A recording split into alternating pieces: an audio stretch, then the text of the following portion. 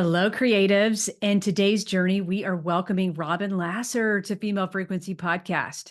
Born a natural storyteller, this ecofeminist is walking a special path in her art-making career.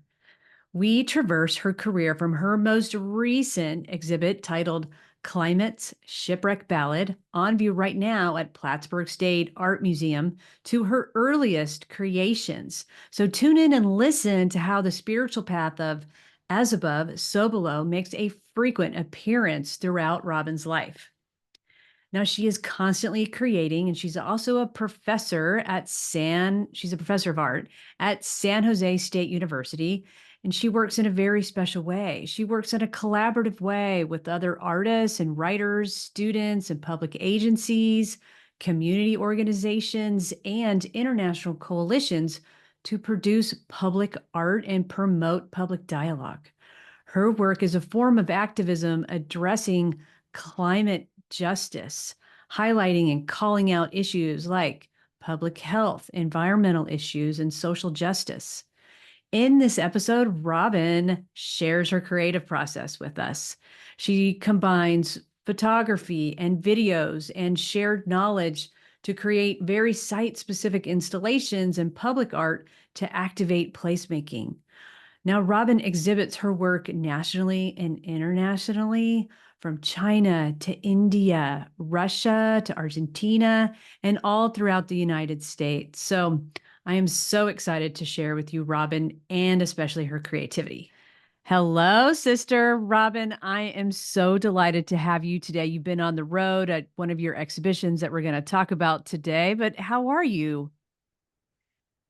Jody, great. And it's my extreme pleasure to get to have a conversation with you this morning. Oh, I'm so excited. And we just talked a little bit before we started, but you're on creative leave right now. So, how is your creative leave going? Well, I teach in the art history department at San Jose State University, and I'll be teaching again this spring. But right now I'm on creative leave, which allowed me to do four things over the summer and fall. First stop was Berlin for the Nature of Cities Festival, where I presented some of what we're going to talk about today, the ice ship sweep and a large 40-foot screen. So it was amazing for me to have a chance to see it projected at that scale. And the Nature of Cities is an organization that embraces sustainable cities. You could think of it as, instead of the nature of cities, you could think of it as the city as nature. And they're an international organization. And at the festival, there were artists and scientists and urbanists and landscape architects all reimagining the world as we hope it'll be. So started off in Berlin. Then what happened next? Oh, then I moved back to California, where I'm currently living. I live in Oakland, California, Give even it though up for Oakland. I Yup. Yep. go Oakland. Uh, but where I teach, San Jose State University, about an hour south, there is California's first state park, and it's called California Redwood State Park with the old growth. And 2 days after I got home from Berlin, I jumped into a temporary public art project I produced for the park. Now, that park recently went through a huge firestorm in 2020, and they lost all their structures, like their visitor center and a nature museum, etc. But many of the redwoods survived, and I was brought in as one of 18 artists to interpret the place now. And in that work, what I did is I created, this will sound crazy, but all these miniature bird size tents that held stories. And as you walk the Redwood Loop Trail, you will see artistic, creative signage. And I do that signage in the form of love letters, large scale postcards to the trees, to particularly three women whose stories I highlight who lived in the park for almost 20 years, both during the firestorm and evacuation and prior. And I look at the history because it is, as I say, our first state park. And there was a group of women who lived and worked in Santa Cruz, and they were journalists. And Yes. they ended up being a moving force into saving the old growth redwoods in that location. And this is what I do typically when I'm invited or commissioned to work in a place. I spend lots of time there first, looking, feeling, do research online and off, and then I think about who in this place stories should be told. So those stories could be Tracy Bliss, the art historian who wrote about Big Basin Park, and her great great aunt, who was one of the original women to help save the old growth forest. Um, and or it might be one of the redwood trees. And what I do, you might say, how are you going to share the story of a tree? Do you want to know? Yeah, of course. Of course. Okay, so I have a sensor, and I put the sensor on one of the needles, in this case of the tree. And I bury the other sensor in the ground, close to the roots and the mycorrhizal fungi that are busy communicating in and of themselves. And then what happens is as the tree lives and breathes and drinks and communicates, it lets off electric signals. So my electrodes catch those signals, and I can then choose an instrument or a tone, major or minor chord, and then their life force gets translated as song. Oh, I have to tell you, what a sweet, sweet, sweet way to share their story. And it does remind me of reading Braiding Sweetgrass when the author Robin says she's learning about her botany behind it, but she wants to learn their song behind it, you know, and back in the day, they just poo-pooed her. But I've also worked with Jody Sperling, a dancer and choreographer who definitely collaborates and works with Michael B, with eco acoustics. Do you kind of call this an eco acoustics? Yeah, I'm one who loves to think about overlays and connections rather than,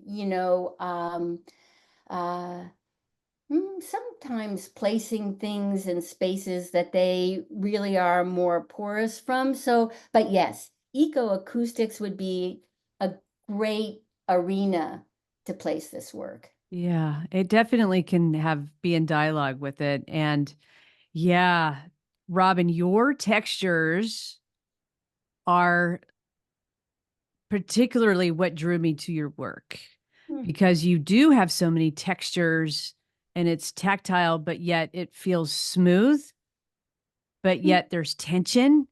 And like, I didn't know if I should go in and touch it or like retract, like, cause I'm a very tactile person. So I love, I'm touching the flowers. I'm trying to not get 86 out of museums, cause I want to touch the surface. The guard isn't looking and you're going up and touching, I gotta just slightly stroke this canvas. Oh yeah. Yeah. Me and the security guard at the Guggenheim in New York. Yeah. We've had some conversations. Yes. Yeah. No kidding. Wow, okay, so that's 2 out of the 4 things that you get to do on your break. What are the other 2 Okay. things? And then we'll definitely So, dive into the exhibit. okay. Well, from there, it does bring us close to the exhibit. I traveled to upstate New York to the Plattsburgh Art Museum for our exhibit called Climate's Shipwreck Ballad. And I was just there. Matter of fact, I just got back from the opening reception about a week ago. And I know we're going to talk about that, so I'll put a pause on that. Okay, all right. Or we can go with that, but I'll just say then the fourth thing. So Yeah. as soon as I got home from Plattsburgh, then again I'm on the 2-day trial by fire. I jumped into the fourth piece, which is at Chopsticks Alley Art in the city of San Jose. And there we created an immersive mapped video piece titled Under One Moon. Whoa.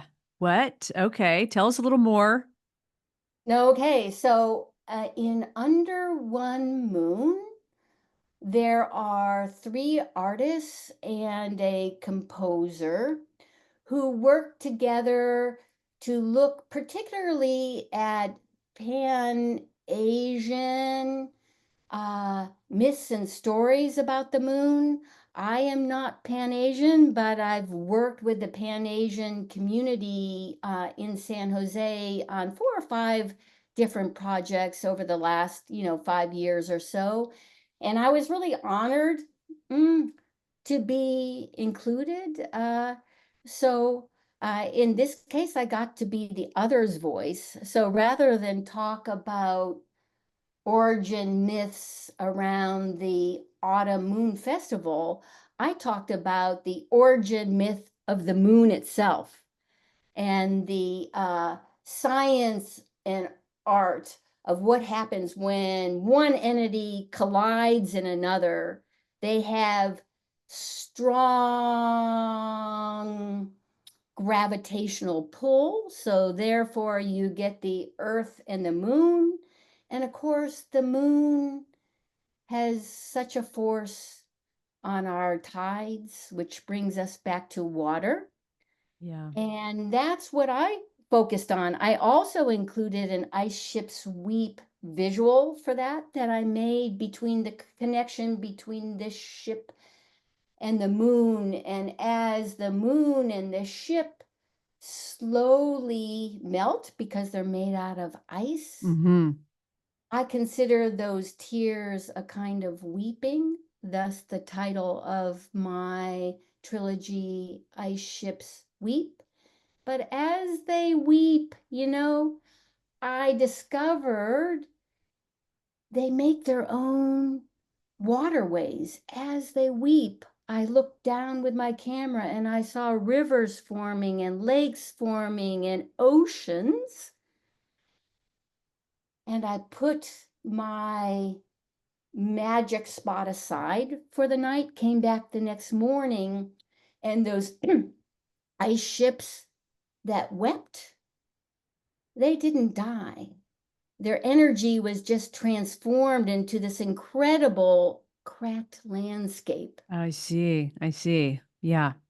Yeah, and that made me realize like with everything I do, I like to include stories and I like to be real and Yeah. acknowledge Yeah.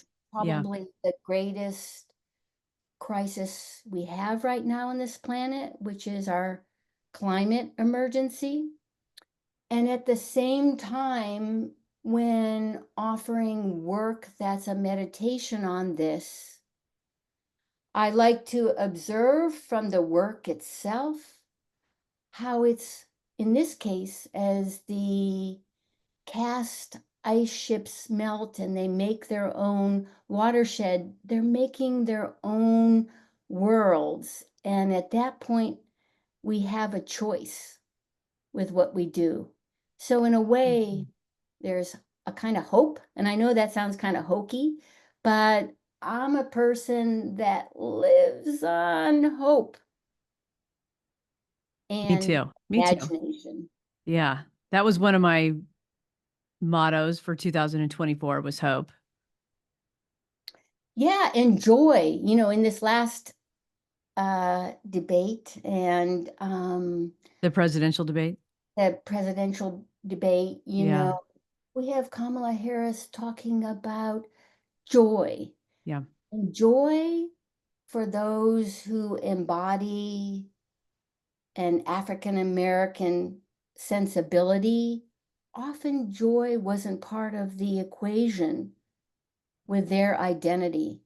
And so I was so thrilled that she took back the right for joy in our lives. Yeah. Yeah. Yeah. Reminds me of Simone's work too. Just working with the divinity of African Americans and Black girl magic. And no matter what their task was, or no matter what their job was, or their family role was, seeing it for what it was, from the point that it was valued, not only dismayed, but value, finding the value of that service. Absolutely. And joy can bring a lot of value to people. Yes. It just being able to have that joy does exist. It can exist, and let's lift people up to have joy, I'm which with is you, sister. yeah, it's right up there with, the eco-feminist values. Absolutely. Yeah. Yeah, and in that project that I was talking about at Chopsticks Alley Art, it was really cool because it does just that. And I asked the artistic director there, Tommy Cron, I said, did this project meet your expectations? Because she had seen, I think, the Van Gogh, immersive video experience, and on a much lower budget, wanted to transform her gallery space into an immersive arena of color and light and sound on the walls and the floor and the ceiling that allow us to take a moment and allow us to meditate on how the aesthetics of life can really bring so much joy. So you know what she said when I said, because I thought that's a hard task, the Van Gogh, Yeah. like Yeah. how are we going to do that? And she said to me, she wrote back and she said, Robin, it more than met my expectations. And then I thought, I'm wondering why. And so I read on and she said, because we did it all together. And there were a lot of hardships along the way that we had to figure out. And she said, endearingly, it brought us closer. And because we had the collective voice Mhm. of Mhm. three women artists and a team called, what are they called? Oh, I'm having a senior moment now. I wish I could help you. What word are we looking for? It's like imagine something now, projection something now, like illuminate SJ now. Oh, And they're a team that did the mapping for us. And what was great is at the opening, they had lion dancers in the street and youth doing traditional Vietnamese dance. And then, as that was happening and as we were watching them, the audience on the sidewalk as buses are going by, this huge stream of cyclists on one wheel, one after another, are shooting by in between ourselves, let's say in the lion dancers. And when there was a quiet post that, we were all invited to enter the magic black curtains of oh, this room, yep. Yep. and enjoy under one moon. You're quite the storyteller. Thank you. I And tried. I can't wait to get into the story of your exhibition that you did while you were on your creative break and being able to do it because it's so multifaceted. And, like I was telling you, as a curator and ecofeminist, the way that you're layering these textures, there's so much there. But as I read my notes from the show, just a little bit here, the title is Climate's Shipwreck Ballad, and it's at the Plattsburgh State Art Museum, but you're incorporating photographs and video and sculpture and your postcards, and you collaborated with Marguerite, I mean. Marguerite Perret, yes, and also with composers, musicians who also worked on the Shipwreck Ballads with me. Oh, wow. So Still you've got, beautiful. yeah. So the exhibition features room size immersive video projections. This is getting good. Musical compositions, which we're going to share, and then large scale photographs and sculpture that are all inspired by research occurring in the Lake Champlain Research Institute and the SUNY Plattsburgh Center for Earth and Environmental Sciences. Um, so that's the show, giving some visuals of what you're going to talk about. But along with your textures and these metaphors, I mean, you used that philosophical phrase as above, so below. And right? I mean, I can see you clenching your heart because me too. And I am so excited for you to share more of the story of how that gets incorporated into your dialogue with the exhibition. Um, and then I have a few other questions, but if we can we start there? Beautiful. As above, so below. We talked moments ago about the voice of the trees. And when you think of a tree, or at least when I look outside my window and I'm seeing the trees, I'm seeing them growing from the soil up. But the truth is, below the soil, you have a root system and the mycorrhizal fungi that communicate with each other and make community under the soil, while the trees are reaching for the heights, the heavens, the atmosphere. As above, so below. Now, let's say you have some carbon and it's below the soil, minding its own business. It's beautiful. It's great.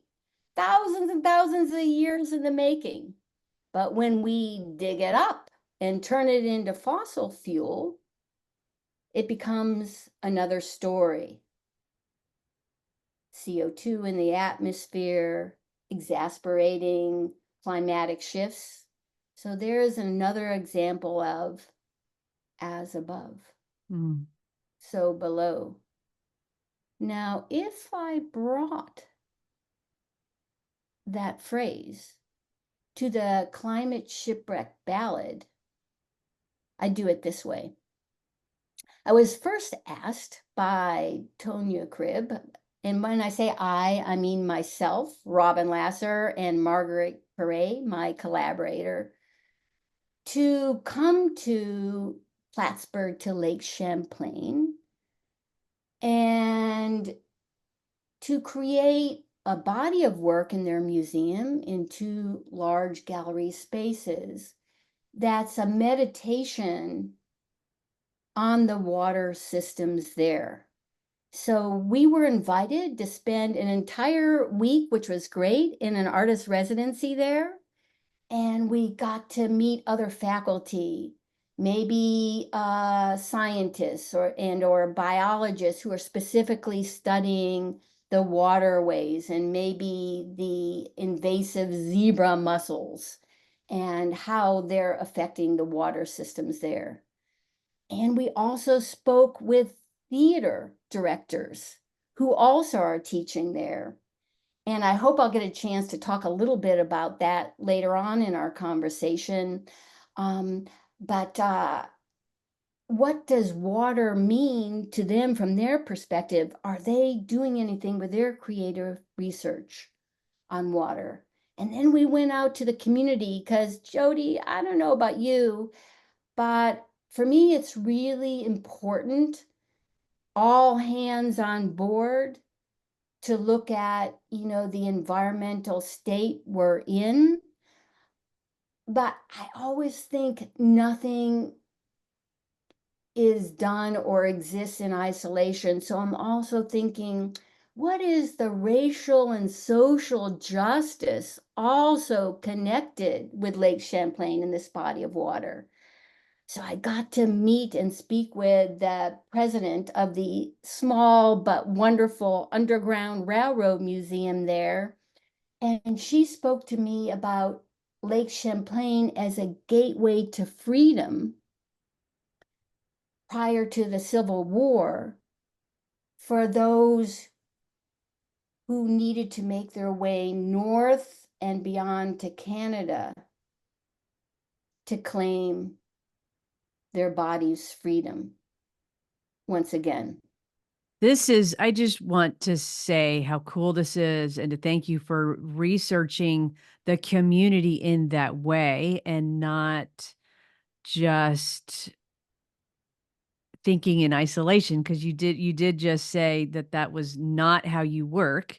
Because there are a lot of artists that just go to their studio and they work, and it's such a different way to exist as an artist because it takes a lot of energy to do that, like personal energy, like your constitution, to go out and be able to communicate on such a real level.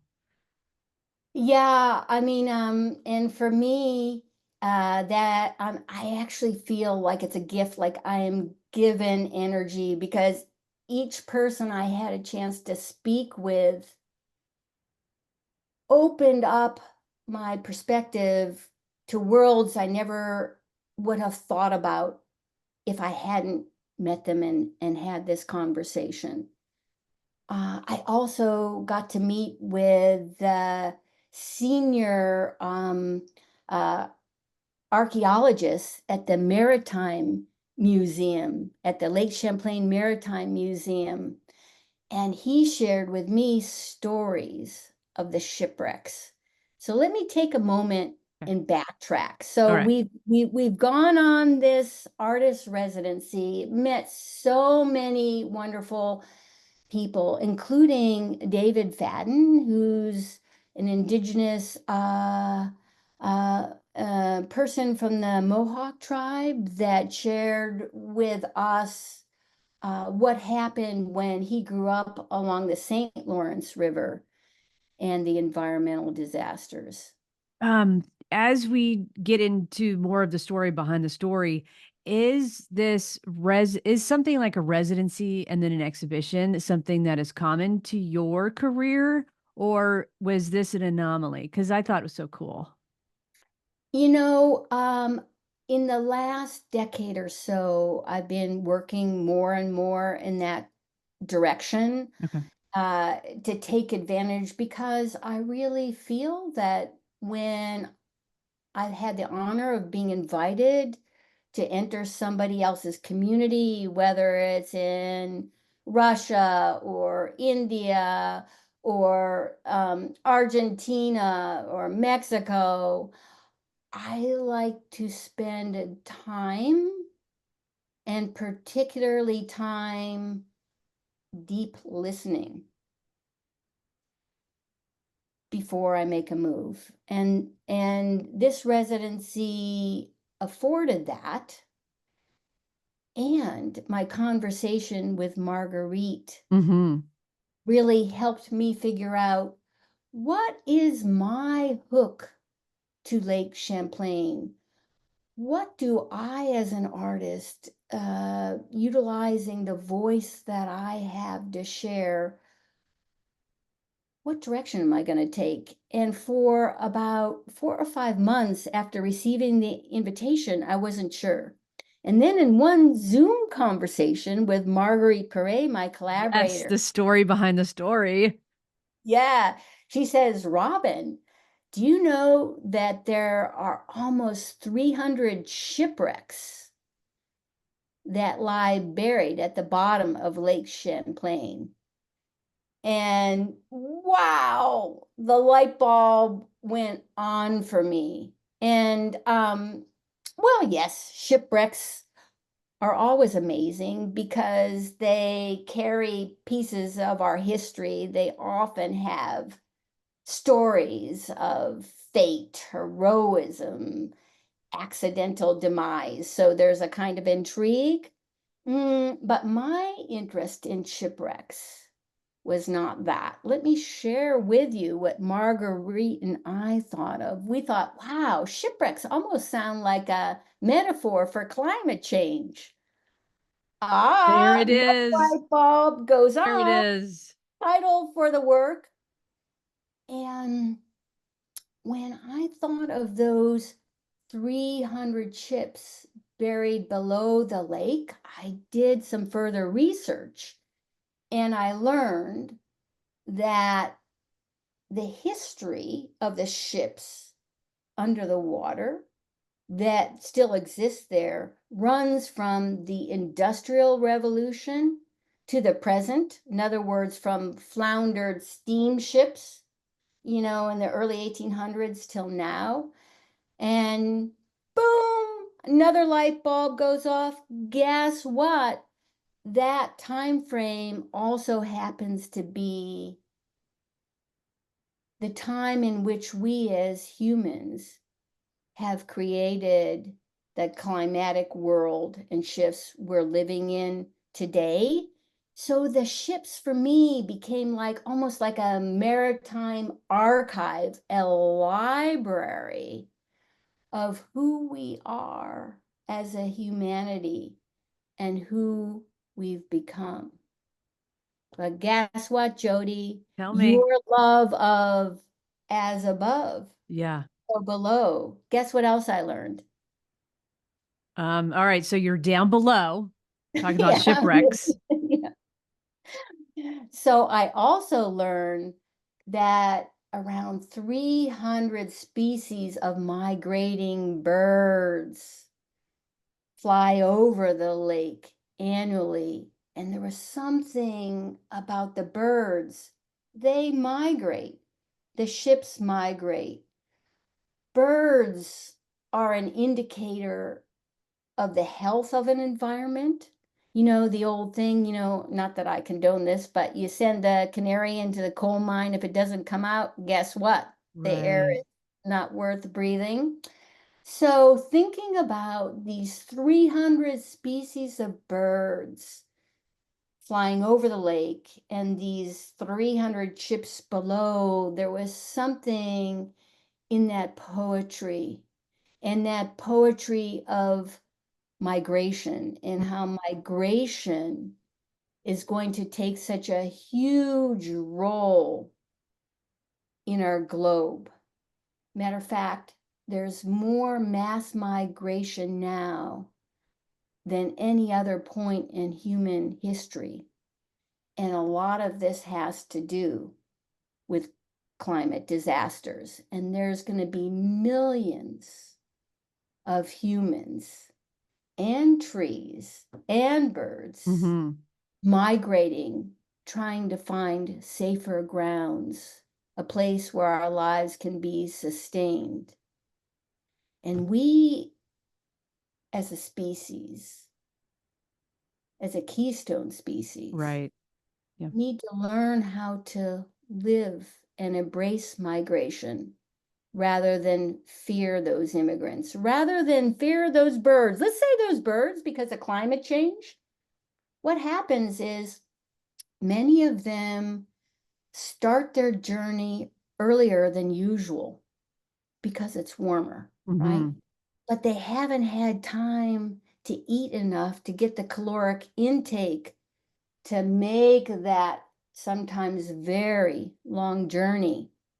So en route, they become thirsty, they become hungry, they become confused, and many of them drop down into what is sometimes referred to as migrant traps. into areas really where they can't sustain themselves. Okay. Okay. Yeah. Right?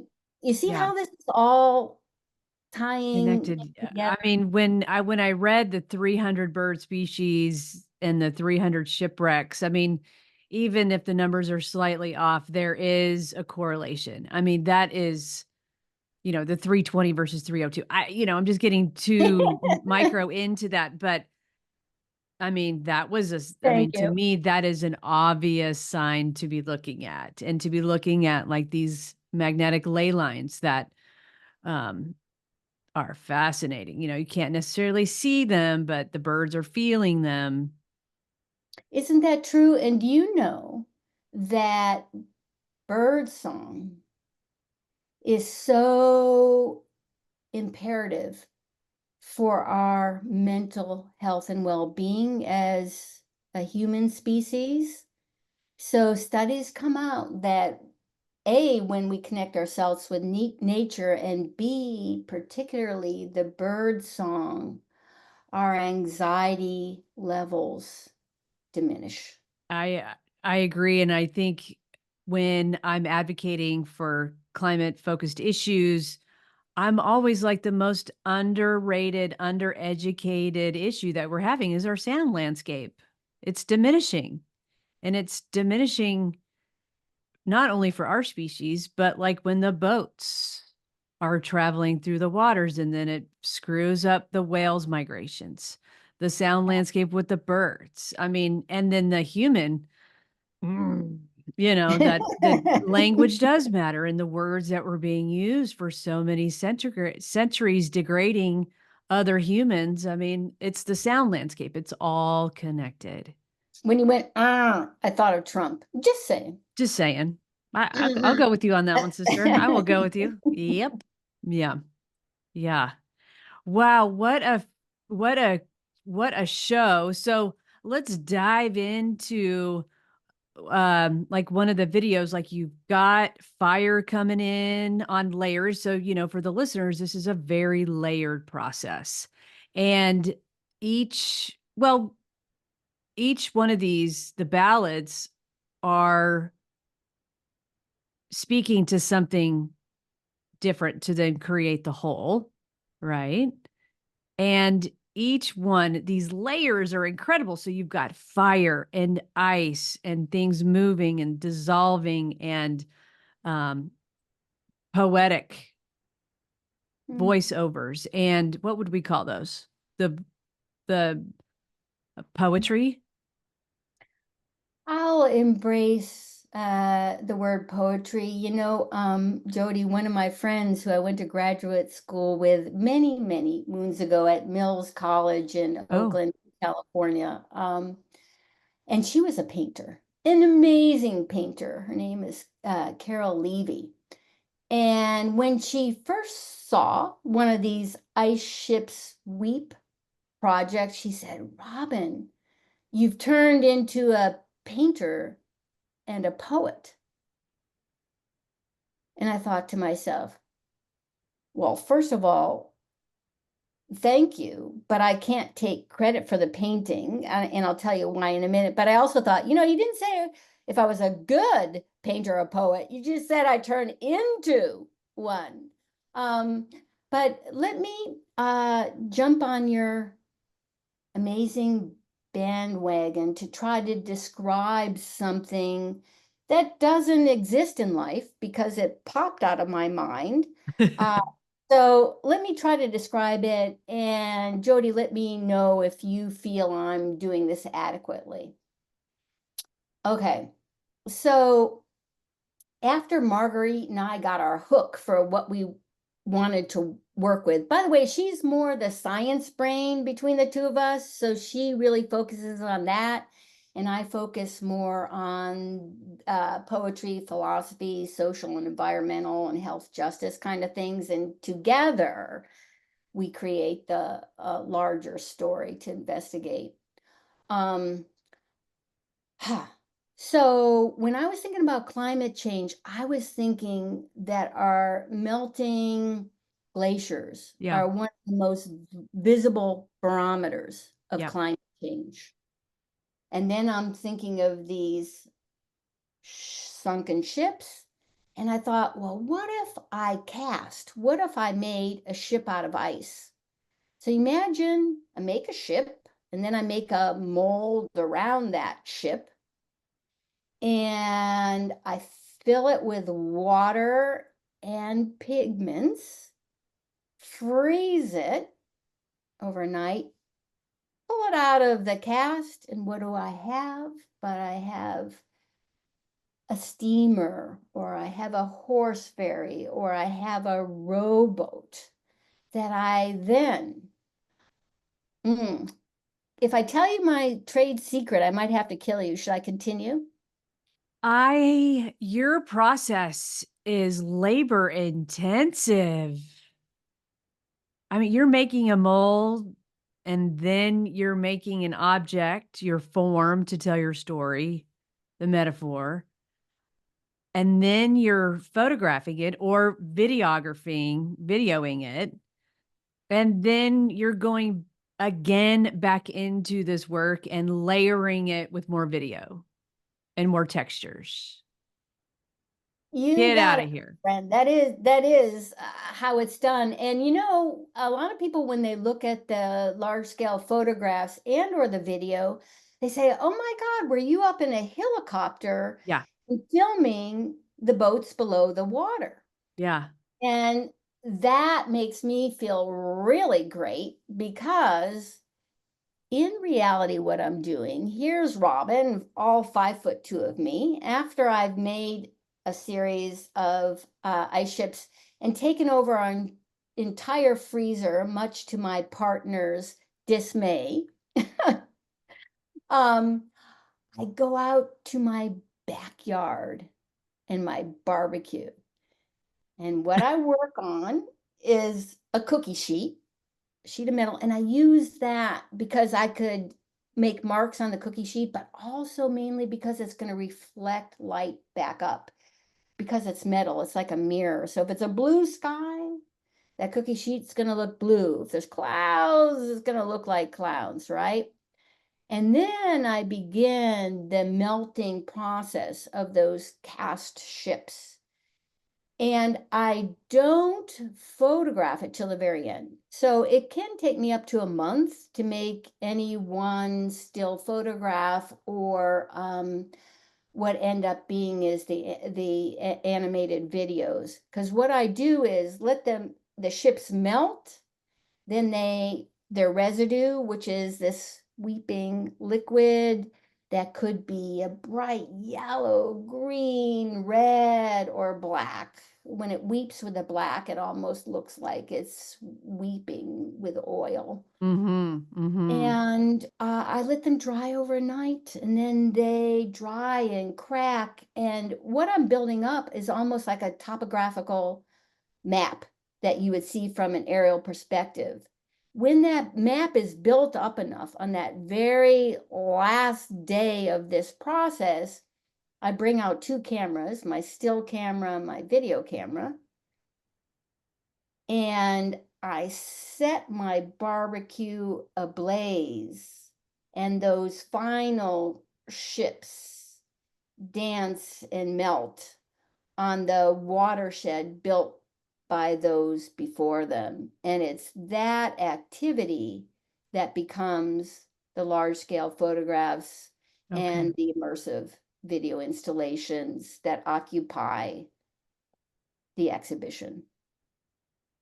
I mean, I think the secret sauce question is, do you do that? And then that is the process, like, that is the intuitive way to do it? Or are you then looking at it and then doing that process 2 or 3 more times to make certain to maybe have more human interaction of what you're trying to go for, or do you just do it once? You don't have uh, to answer, but I no, think that's no, excellent questions. Thank you, Jody. Yeah, I am not, this is why I don't consider myself a filmmaker.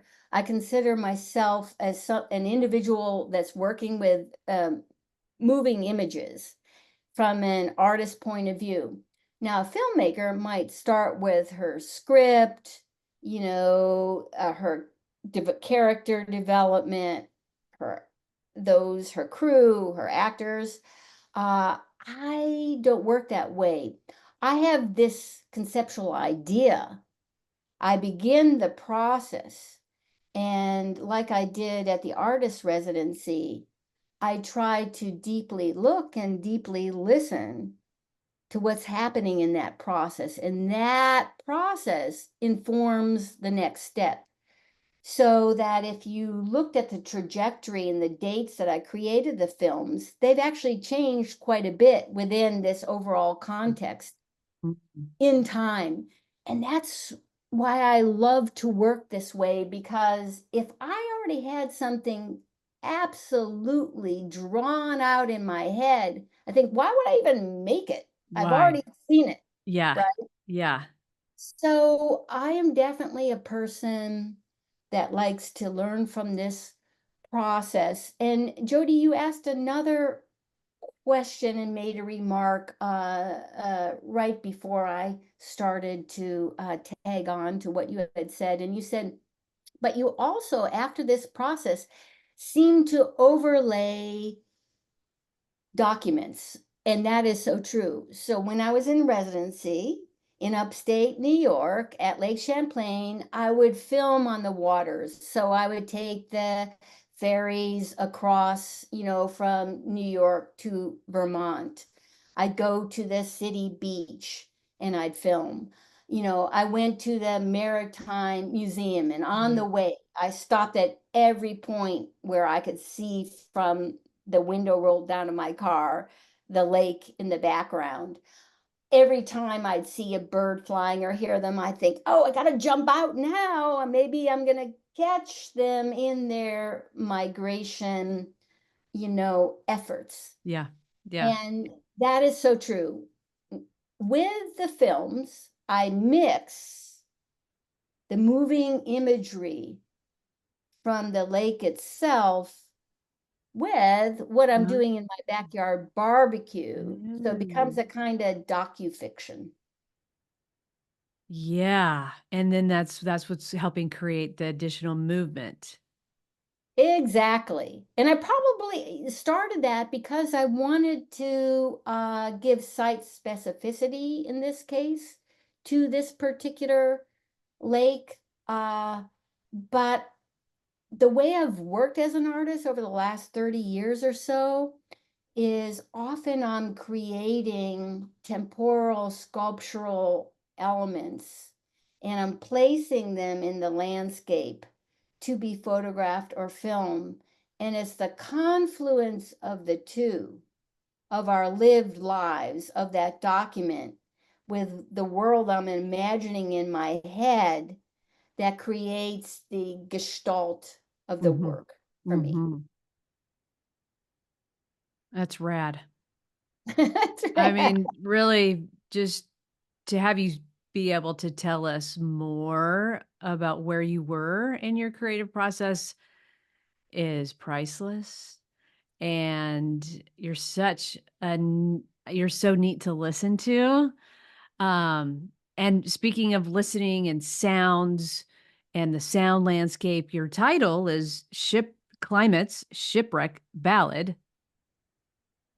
Tis true. So, um, tell it like I'm having e the ballad is then we can incorporate that into the larger picture of your exhibit. So how did that title inform your exhibit, as particularly for the viewer and the guest going to see your exhibit?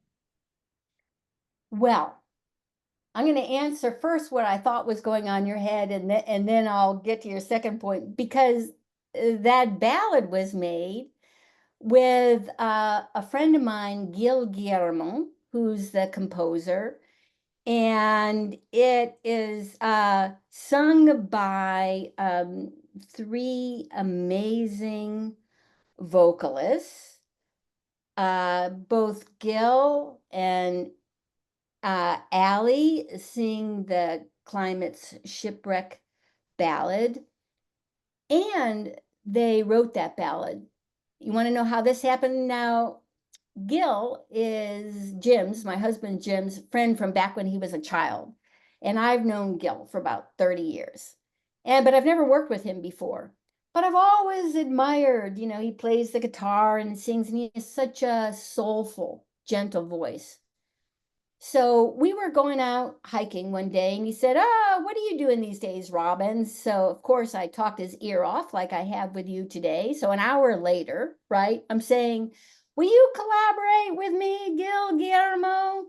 And the way our collaboration happened is I shared with him the research, that I conducted with Marguerite at the Plattsburgh Yep. State University and within the community. And then he did his own research online. We had literally hundreds of Zoom conversations about the possibilities of Yeah. how these sea shanties could really shine a beacon of light on the kinds of stories that I've begun to share with you today. I never showed him the films I was working on, which you might say, "What? You've asked somebody to collaborate with you and they're making the soundtrack and they haven't even seen it." And I could that maybe that was a mistake, but I'll tell you what my thinking was. I thought if I show him what I'm doing, it's going to influence his thinking with the Right. ballad. And I wanted his ballad just to come from his own imagination plus research, and I trusted that, right? Yeah. And when I first showed him, you know, and then have another, we're always working on a low budget. So I have another neighbor up the street who happens to have a sound studio, which is fantastic, and loved the project. So we got to use his sound studio to record. And when I put together that recording with the visual, Gil was really surprised. I said, "You are?" He said, "Oh, yeah, I was expecting to see, people out in their boats and fishing and, maybe, a traditional sunken ship out there." So he didn't expect to see what he saw. And then once he did, we discussed things further, and then I modified my visual a little bit, and so that I could include what his voice with his song. So it was this back and forth, which I think made both pieces stronger. Yeah. Yeah. So was this part of like a symphony that you were building for your exhibit for Oh, naming? I love how you asked that. A curator had gone to my website, right? Yeah. And a curator back from my early years as an artist, actually. Uh, So it was wonderful to reconnect with her. And she said, "Robin, this is incredible. I see it as an opera." And I thought, "Oh, my holy."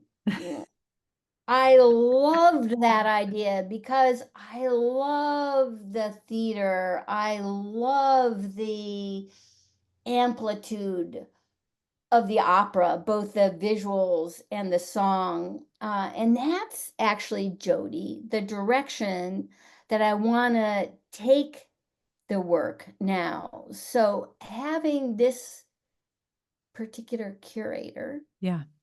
share her thoughts was so vital to me because what she said resonated back with me, right? Yeah. And now I have the opportunity to go back to upstate New York and work with a theater director there named Oh, Judah Divine. And I'm going to go there on September 30th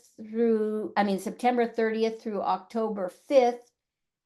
for the tech part. And what they're doing is they're doing a project called the Water Station by a really well-respected Japanese dramaturg, and she's working with the community there, really diverse in age. There's a 12-year-old person, and I think, somebody who's getting to be about my age. And they are working in the sculpture court, which is just adjacent to the Burke Gallery where Marguerite My show is. And they took their crew into the exhibition, had them meditate on the work itself and the concepts embedded in the work. And that conversation gets translated into this silent theatrical work called The Water Station. So now I'm just so excited about this. Absolutely. I can The see why. film, okay. So the sculpture court is this beautiful sculpture court, and there's a huge brick architectural kind of facade that surrounds the sculpture court. It comes up to a point, Yeah. and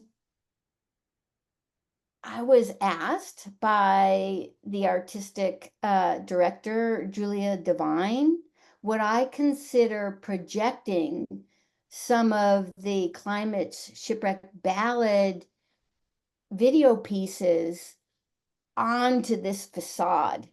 And I thought, you bet I do, because if you combine that with the movements, oh, and get this. So at the water station, it's about a group of migrants who are seeking to sustain themselves, who are seeking love, who are seeking home.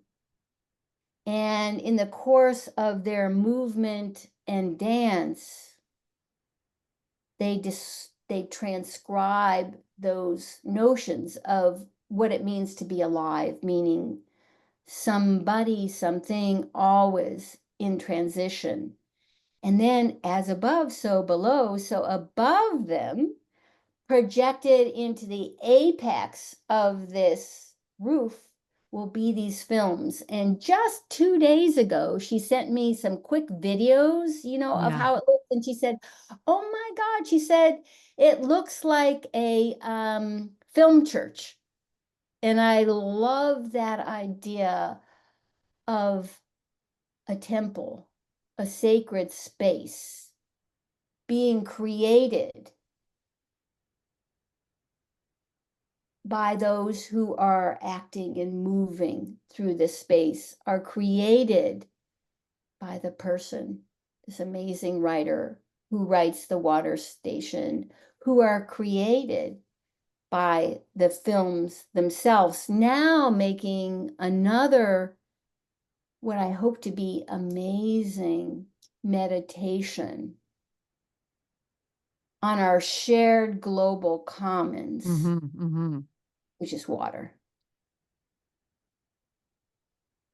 So I'm jazzed. Yeah, and you know how to get me right in the heart. I mean, you start talking about your relationship with water, and I am glued in because I know the listeners have heard me say, I have river love, and there is a deep relationship with water. Mm. When do you think your relationship with water started?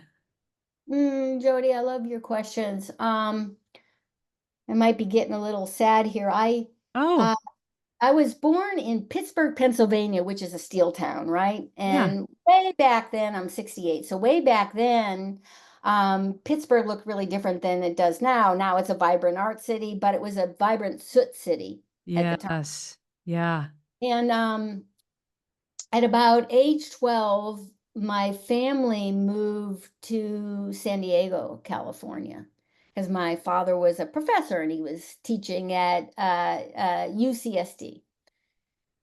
And when we moved there, you would think from Soot City to dolphins Yeah. playing, splashing in the water, that I, as this 12-year-old, would be like, whoa, I'm in heaven. But I was maybe the same like weird one that I am now. And I just thought, this place does not feel real to me. Where's the soot? Where's the Where's the fire? This seems like Disneyland, which I hadn't been to at that point yet.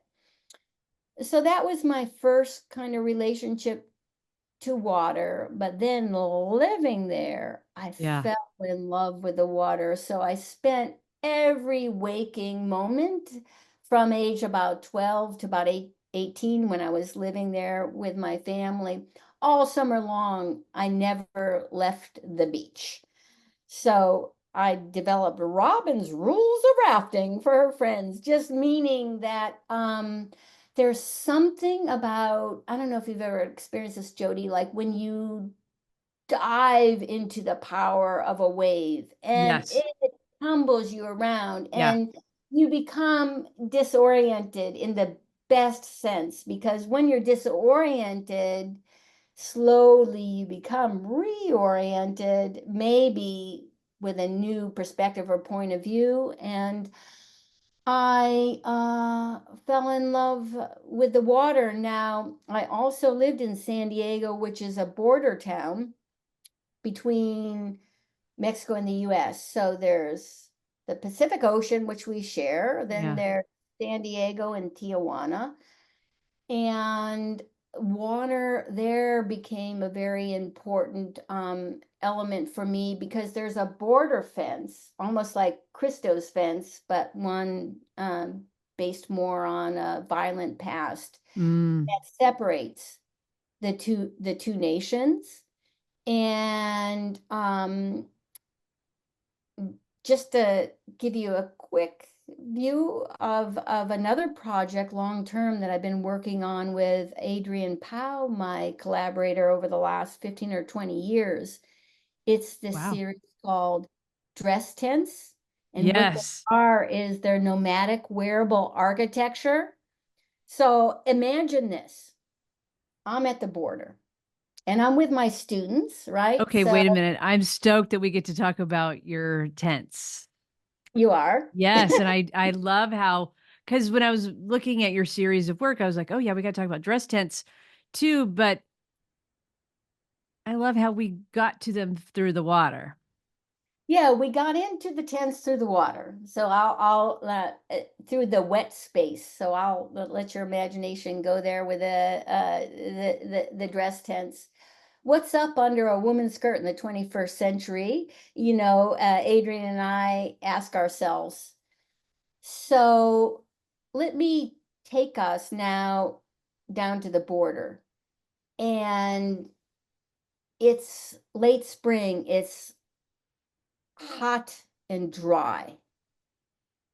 And the border patrol are ever present there. And I asked some of my colleagues, some of which had lived along the border, crossing the border as they were growing up, and fellow graduate students, to think about creating something in whatever genre they wanted that reflected their own notions of borders, Mm. right?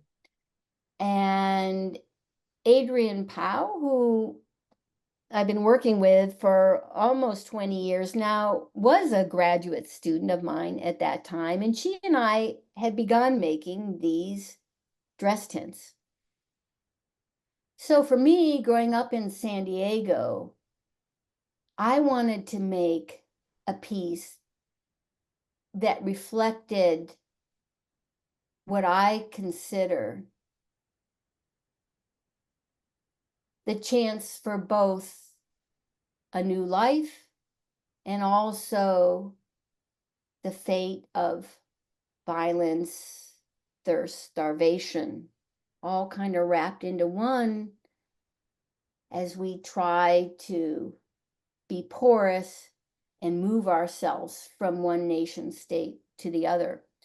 So I call this piece Ms. Homeland Security, the illegal entry dress tent. And let me describe her.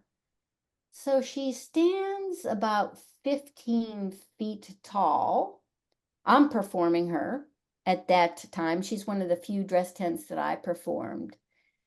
And she's wearing this at the top, this kind of sexy looking camouflage fatigue, Uh-huh. and it flows down to a triangular, almost like militaristic tent below. Mm. So these dress tents are a combination of fashion and architecture as they relate to the place they're originally performed in. Now, inside the tent, we had cots to get away from the heat. So you could enter through the slit in the front of her dress, come inside, and you're offered something to draw with, and you could write or draw your own relationship to the border on those cots. At the same moment that the dress tent becomes alive and is performed. And what the performance was is Miss Homeland Security is up 15 feet high with her Right. binoculars. But instead of looking towards Mexico from the US point of view, looking for those who are crossing the border, she's taking the opposite point of view. So she's looking at the San Diegans that may want to cross the border. So just with that simple gesture of her gaze, she flips the narrative on its end. Yeah. And during that performance, and my fellow faculty and graduate students are doing other works. Like one graduate student made these paper airplanes because she had picked up paper and other kinds of trash, along the way. And she's flying it over the border fence, and the kids on the other side are catching it. So it was this playful way to try to connect across walls, right? Well, this border guard on the cliff above, and I can see him plain as day, even though this happened, I think, in 2005. We've been on these issues for a long time. Plain as day, I see his cheeks turning beet red. Now, I got a permit for myself and my grads to make temporary artworks on this space. So we were perfectly legitimate to be there. But still, he couldn't contain himself. He jumps into his car, races down the cliff, slams on his brakes, just like feet from myself, my students, and fellow faculty, you know, as a way to intimidate us, Yeah. to unnerve us. So, this whole scenario, you know, what my grad students are creating, what I'm creating. Consuelo Underwood, she did this great piece. She grew up crossing the border, and she's a fiber artist. She made this great big tortilla that's again about 12 feet in circumference, and she's sitting on it on the water's edge as it slowly carries her out to sea, just to give you, Yeah. an idea of some of the other projects. One other artist did a JBT, a queer passport, because Fun. that's her relationship to border issues and that kind of thing. But the combination of the performances going on in public space, where I think it's so important to have public expression on both sides of the aisle or the border, whatever way you want to look at it, and to have life intervene as it will, like Yeah. this border guard. Because what it does is it has us experience and those around us who experience this. And of course, I filmed it, made large scale photographs. It shares the fuller story Yeah. of what it means to be Yeah. in the border. To be at the border. And you're really helping teach that next generation of artists and activists. Yes, and they're teaching me And they're too. teaching you. I love it. And I can see how I can just from us talking and the way that you're creating your work and those feminine principles of collaboration and really going, not just accepting what you're seeing right then, but asking yourself questions of what happened before that and what happened before that, and just diving even deeper and deeper like an archaeologist. But, I can really see through all of this your relationship with water, because it is powerful, but it's a powerful surge of energy, and I can just see how you're very similar with water and using that with ebbs and flows, because your creative surges are huge, Mm. and you are quite the creative spirit we have on this planet right now. Oh, I appreciate that so much, Jody. And I wanted to appreciate Terry Cohen, the curator, that put that idea of the opera in my head. Yeah. And I want to, thank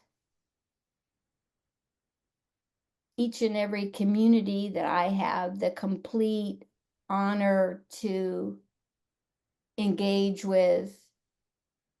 Thank you, Tramikron and the Pan Asian community, the Vietnamese community, where I teach in San Jose.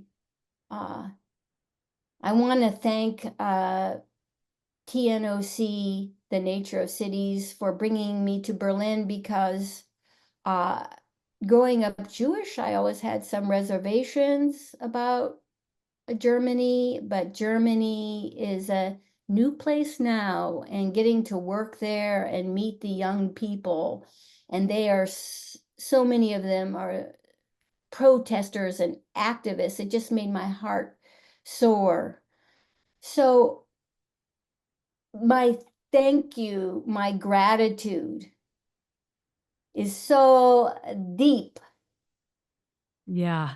You know, there's this beautiful writer that talks about his protagonist living at the bottom of a well, and Okay. the Yeah. story takes place from the bottom of the well. And this is how I feel, as a 68-year-old person, getting to participate in life, to be alive, to work with my students, to learn from my students, Hmm. try to offer something back to my students, Hmm. to be able to work with communities in Germany or Vietnam or Russia, often places where we have an adversarial relationship, to Right. be able to do a dress tent um, in Yekaterinburg, Russia. Oh my God. And that was, I grew up during the Cold War. And so for me, the dress tent becomes a sexy Russian spy because that's how Hollywood portrayed Russians at the time. And my grandparents are all from the Ukraine, Russia area. So to be able to go to Russia and feel my roots, and to make Ms. Yekaterinburg there. Now she stood 20 foot high. I mean, She, these are yeah. huge. These are huge. So, I mean, just from a logistical standpoint, did you sell them afterwards? Do you have a storage? Like, you need a foundation to help, keep these in archive for you? Like, where are they now? Yes, thank you. That's what we need. Okay. They're Okay. jam packed into my garage. Yeah. Okay. All right. In Russia, actually, they had a natural history museum in Yekaterinburg, Russia.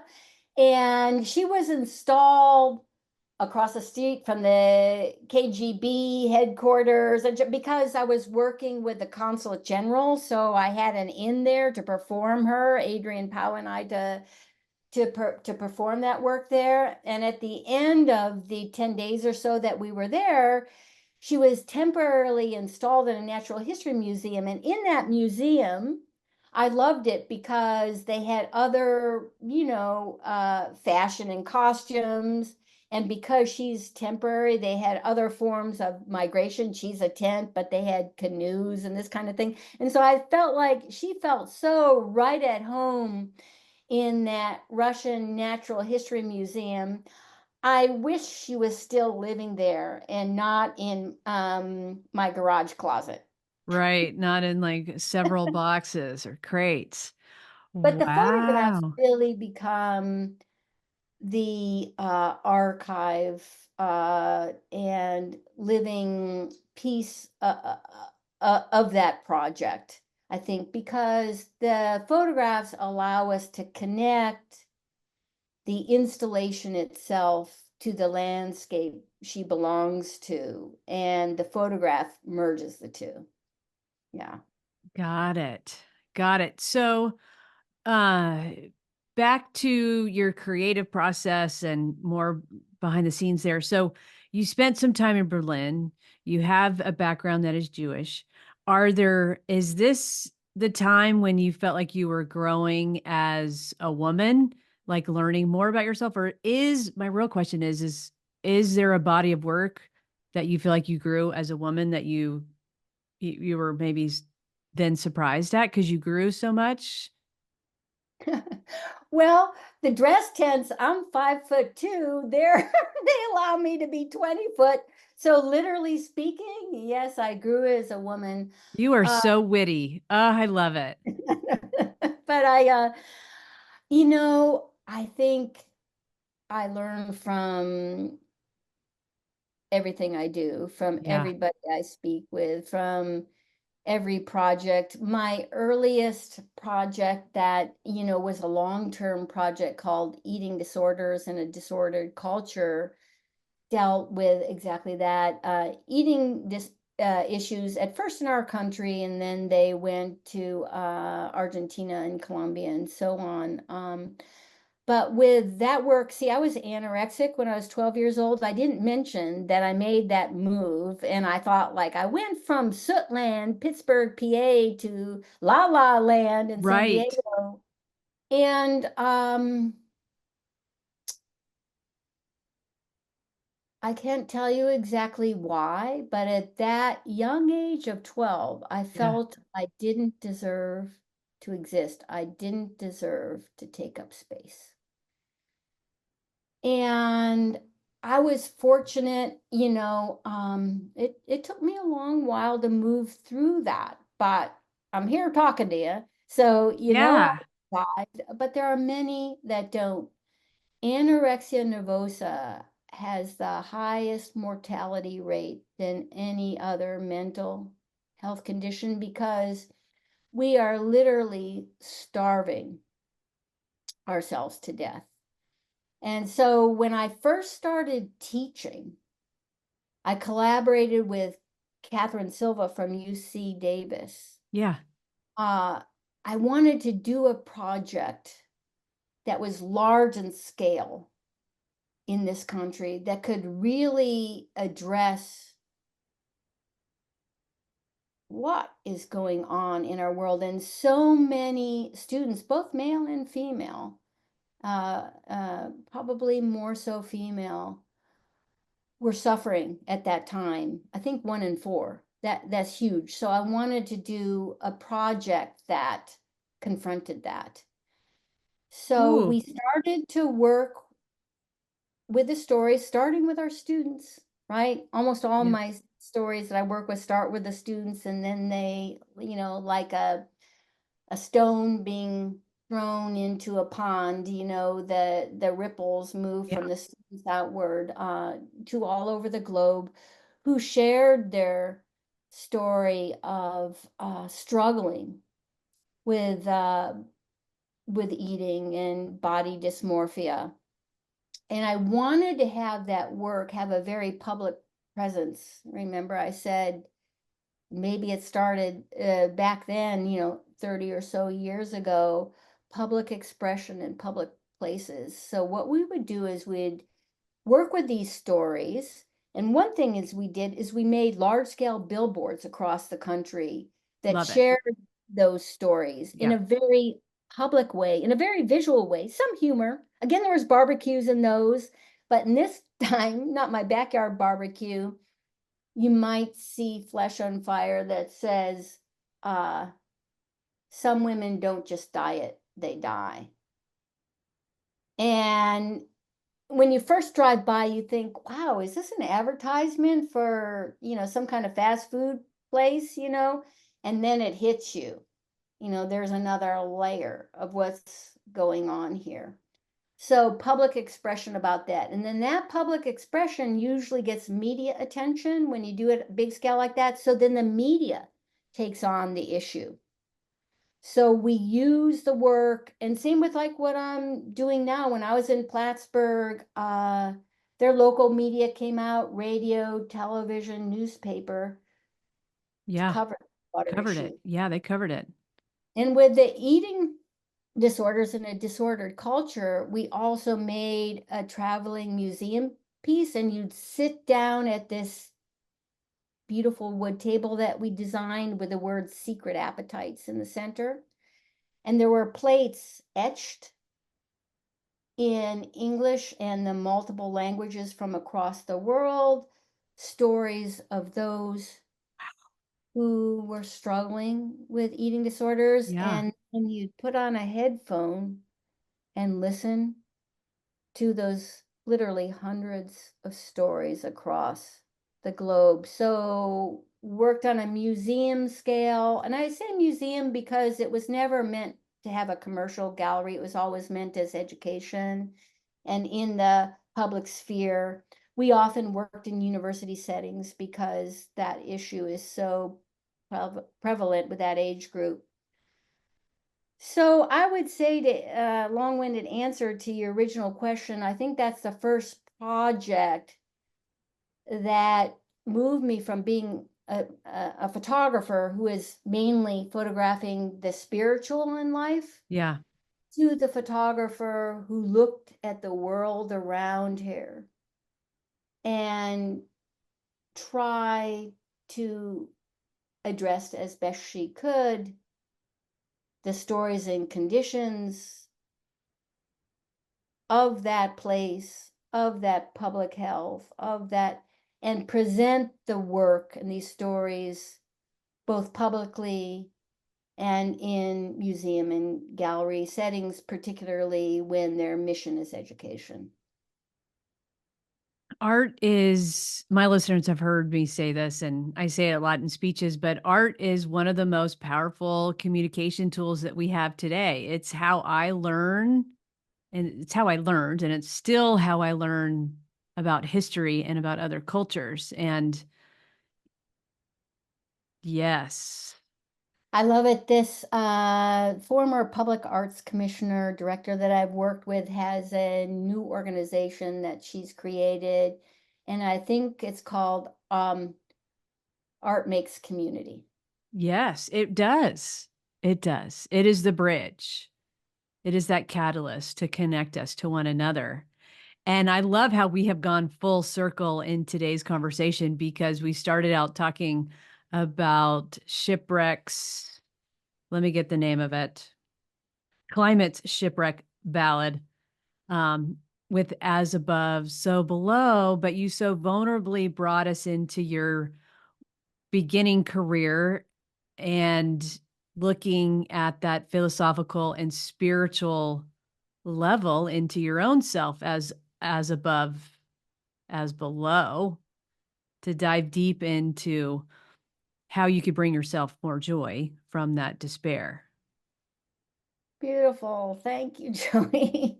Thank you so much for bringing such a creative, bright bulb on this planet. You're so cool. And I look forward to inviting myself over to your studio when I'm in Oakland again. Yeah. Oh, thank Please you. do. I Yeah. look forward to it, Jody.